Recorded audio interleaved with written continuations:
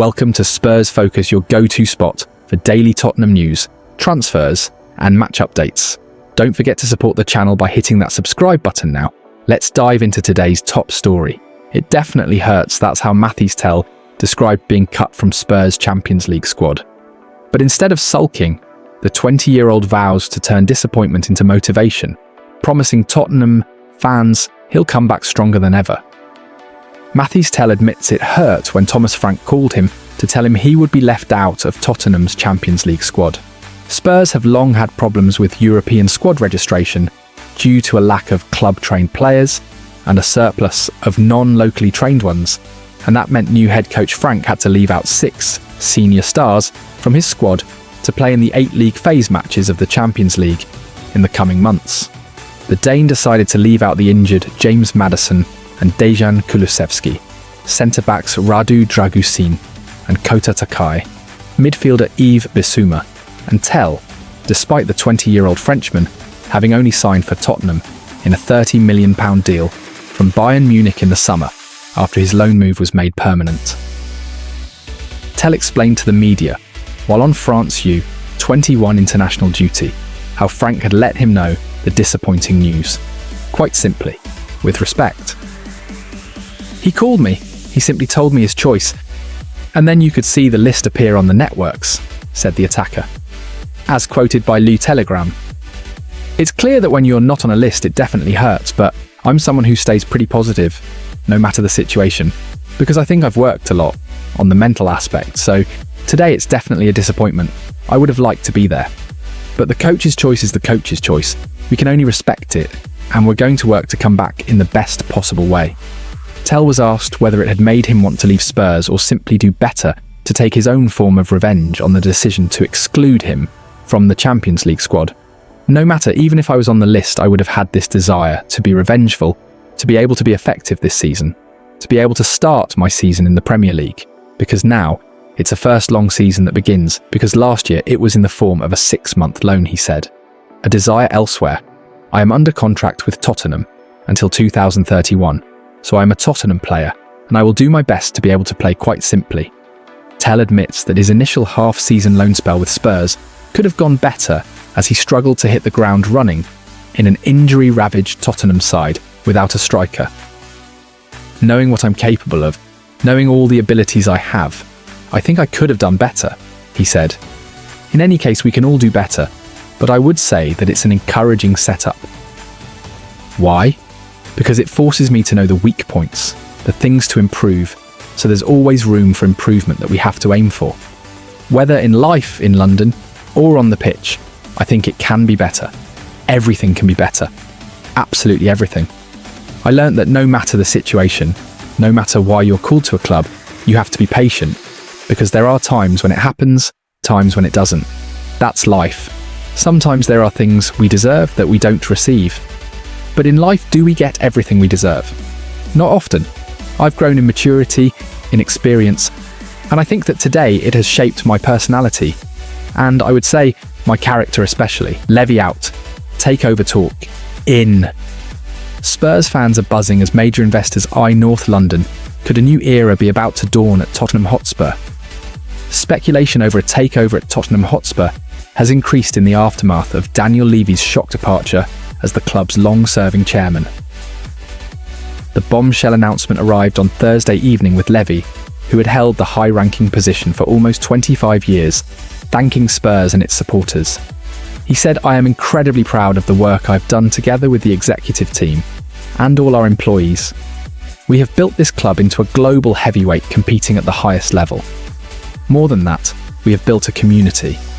I was lucky enough to work with some of the greatest people in this sport, from the team at Lilywhites House and Hotspur Way to all the players and managers over the years. I wish to thank all the fans that have supported me over the years. It hasn't always been an easy journey, but significant progress has been made. I will continue to support this club passionately."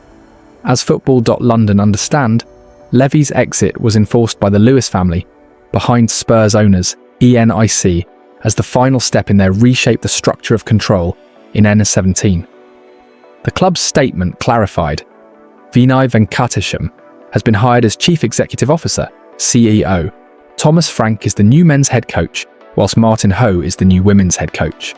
And lastly, Peter Charrington has joined the board and will step into the newly created role of non-executive chairman. It also reaffirmed ENIC's commitment, specifically outlining, "There are no changes to the ownership or shareholder structure of the club. Football. London understands as much, and that this fact isn't set on changing anytime soon. There are no current plans to sell the club, and that the changes to the hierarchy have been made to create a club better prepared for continued sporting success moving forward." But this has done little to quell any talk of a major change above board at Spurs, especially with MSP Sports Capital's latest deal happening parallel to events in North London.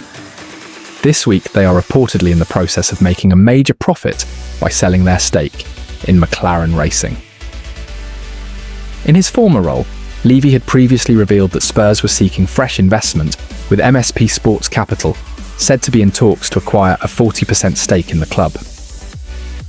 The firm were formed in New York in 2019 by Jam Najafi as an investment fund with interest in sports teams, media rights, distribution technologies, content creation, sponsorship, esports, betting, and data.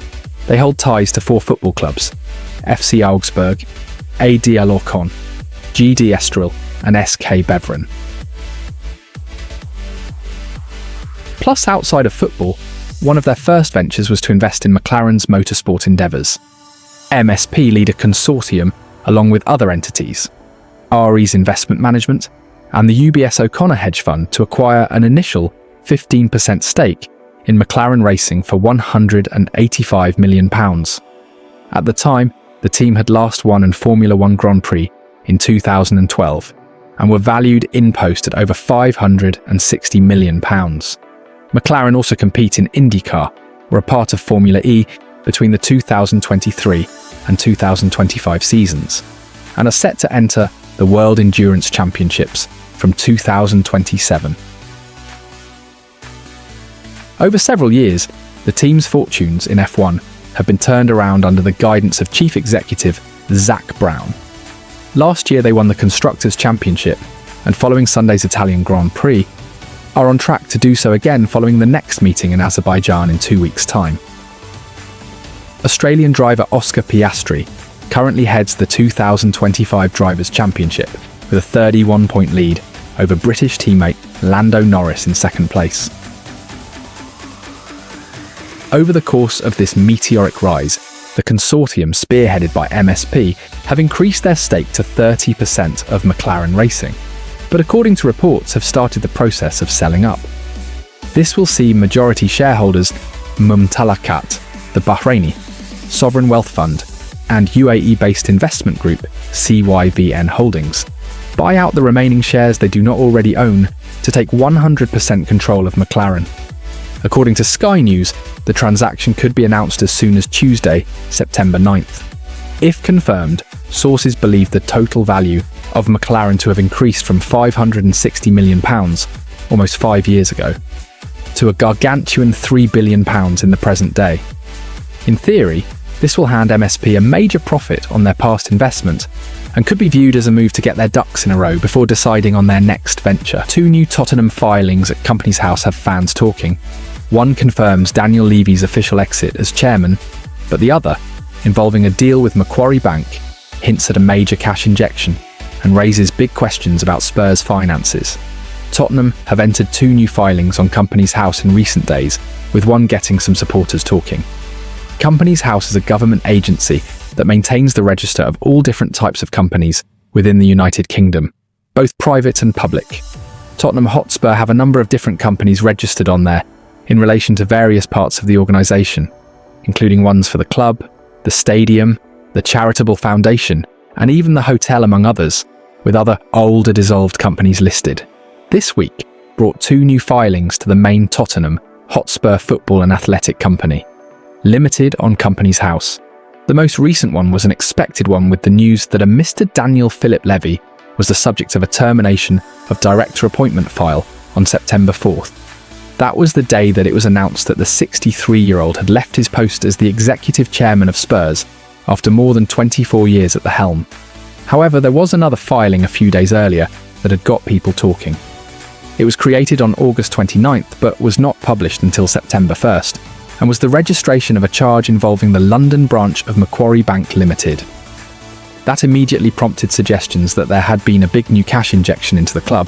There has certainly been a cash injection, but technically it's money they already had coming, as Football.London understands that the filing involves, in technical terms, industry standard receivables factoring. In layman's terms, it's the common practice of selling outstanding invoices to a third party and to get the money up front for something that a club expects to get over a period of time.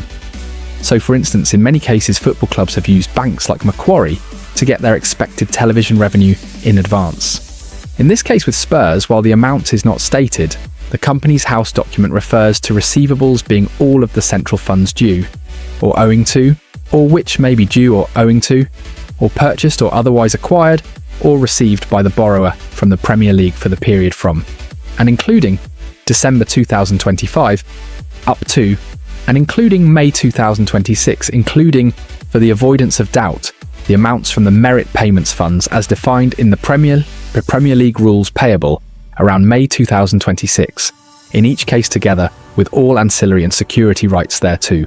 The document is signed at its end by Tottenham's Chief Executive Officer Vinay Venkatesham, as well as Operations and Finance Director Matthew Collicott.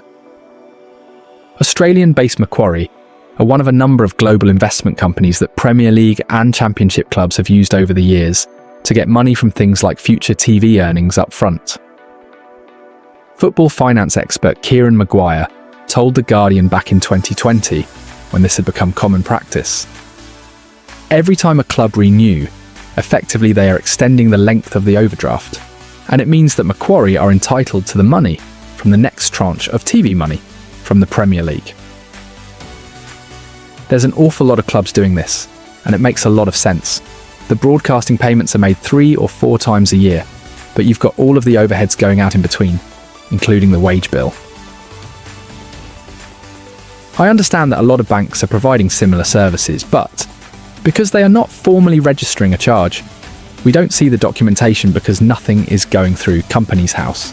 It's a risk in the same way that if you take out a mortgage and it helps from a cash flow point of view.